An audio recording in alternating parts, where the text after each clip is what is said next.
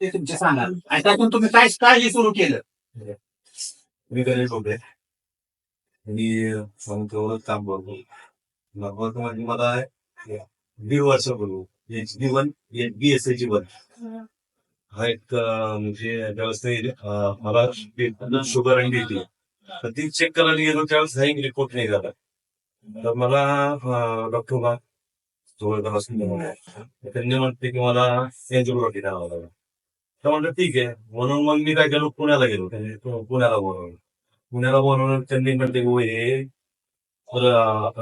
घेऊन त्याच्यामध्ये HbA1 HbSAG1 हा जो रिपोर्ट आहे तर तो काय झाला निगेटिव्ह पॉझिटिव्ह आला तर मग डॉक्टर म्हणजे चार्जेस वगैरे हा मला तर कसा हा विषय महत्वाचा आहे ना. बाकी सगळे रिपोर्ट घे मला माहिती शुगर आहे म्हणलं तर शुगर ही वाढणार हे मला माहिती पण हा रिपोर्ट कसा काय होईल.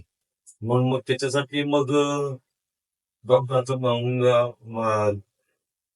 मग ते म्हणजे जरा तुम्ही चौकशी करा.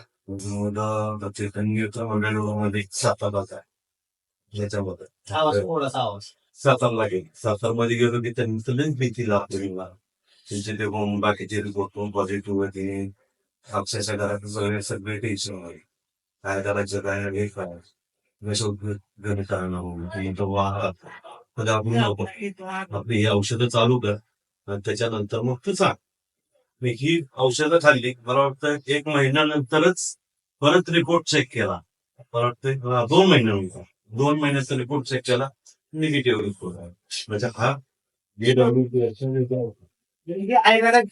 मेडिसिन चालू केल्यानंतर परत काय झालं रिपोर्ट नॉर्मल आला. त्या डॉक्टरांच्या लक्षात अरे हे होऊ शकत नाही पण हे शक्य आहे का नाही. महत्वाचं ते डॉक्टर सांगत होते की हा रिपोर्ट निगेटिव्ह येऊ शकत नाही. एन्जिओग्राफी करणं गरजेचंच होतं.